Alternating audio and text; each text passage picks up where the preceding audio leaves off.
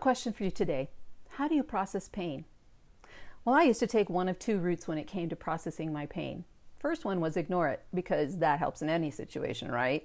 And the second one was blab it.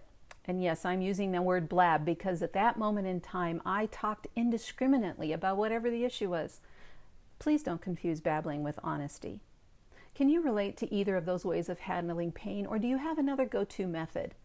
I'd like you to think about it for a moment and then say that method out loud so you hear it. Well, if you're in public where someone might find it odd for you to be talking to yourself, maybe skip that part for now. Every person has a default response to strong emotions, and I don't want you to judge your reaction. We're not concerned about whether your default mode is right or wrong. I just want you to think about it and identify it. During my recovery from suicidal depression, PTSD, and my husband's porn addiction, I learned about healthy processing of my pain, and it still helps me all these years later. So to proactively process your painful emotions, you need to do something that's called close the loop. And this comes from personal productivity guru David Allen in his book, Getting Things Done. You can find that information on my website. So to create peace and calmness in your mind, it helps to get these things out of your mind onto paper, whether that's physical or digital, and then figure out what to do next. But again, how do you do that? Well, here's the tips that I learned during recovery. And it's called it's called guided journaling, which is a method of reflecting on a series of prepared questions that help you work through whatever is happening that has caused that open loop. I got to admit, at first this felt a little stilted and formulaic, but as I continued to follow this discipline, my thoughts unlocked places in my mind and heart that did close the loops. So where do you start? Here's those questions I used initially, and they're just 5. The first one is, today I feel. The second one, when I feel this way, the thoughts that go through my head are. Third is, when I feel this way, I think those thoughts, I want to. Fourth is, my choice today is to. And fifth, today I will. 5 simple questions. But in those first days and weeks of recovery, those questions helped me process through the aftershocks that were rocking my world. They'll do the same for you. But here's the good news. You don't have to stay with those initial questions. After using this process daily for several weeks, I discovered that my journaling took on a new form. I want you to remember, journaling is personal. So how you do it doesn't have to follow a formula. Once you become comfortable jotting your thoughts down and closing those loops in your mind, you discover a process that'll work for you. And that's our ultimate goal. So another question my coaching clients ask is, how long should I spend journaling? Well, that's a great question. I suggest you spend 10 to 15 minutes once a day. Preferably, you add this in as part of your normal routine, whether that's in the morning, afternoon, or before bed. Decide the time that works for you, but the key is to schedule it like a meeting so it doesn't get lost in your day. Honestly, there are days when I journal for 10 minutes and others where I write for an hour. Sometimes I write in my journal more than once a day because something has happened that's distracted me and I'm floundering. I need to process through it. There's something about that tactile process of writing out the issue in my thoughts that brings a sense of peace and calm. Many times the answer to what's bugging me comes as I'm writing. It's an aha moment that the writing process unlocks.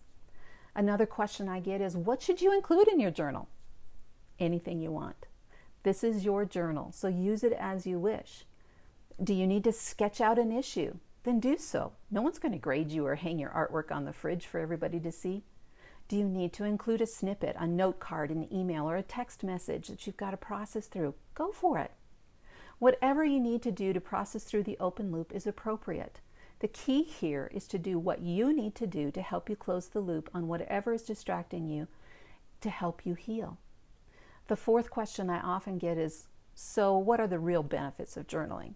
Well, journaling helps you calm your mind, acknowledge and release your stuffed emotions, explore those emotions, which is very important. Name your negative thoughts and process them to gain freedom. Enhance your self-awareness. Learn about your triggers. Reduce anxiety. Manage your stress. Process your pain. And switch from negative thought cycles to positive perspectives. PositivePsychology.com lists 83 benefits of journaling if you want to explore more. Just journaling each day on one of those benefits would give you enough topics to propel you right through the next 2.5 months. I think the most encouraging benefit I've experienced from journaling is my emotional, mental, and spiritual progression toward wholeness. Initially, I needed those guided journaling questions to develop the habit. However, today I journal almost daily about what I'm learning, questions I'm ruminating, experiences I need to process, wins, failures, life moments, prayers, and so much more. Every moment spent journaling helps me move toward wholeness. So as a coach, I encourage my clients to start with guided journaling. This process helps calm those crazy thoughts that are whirling in your head. It identifies your fears, worries, and concerns. And often, in the process of journaling, my clients discover keys to enhance their healing and pathways toward trust, forgiveness, faith, and a deeper understanding of how much God loves you. Now, I'm fairly certain this isn't the first time you've heard that journaling is good for you, but what if today is the first time you took a step toward making journaling a pathway for growth in your life? What if it really happened this time? Well, I'd love to talk you through anything that you're struggling with. So reach out for some accountability and encouragement. It's going to change your today and every tomorrow. Just hop on over to KirstenDSamuel.com. Kirsten is spelled Kirsten, D as in Diane, Samuel, Samuel.com. And click on that blue button. Let's set up a time for a free consultation and see how we can move you from the crazy that's going on in your head to healing. Until next time.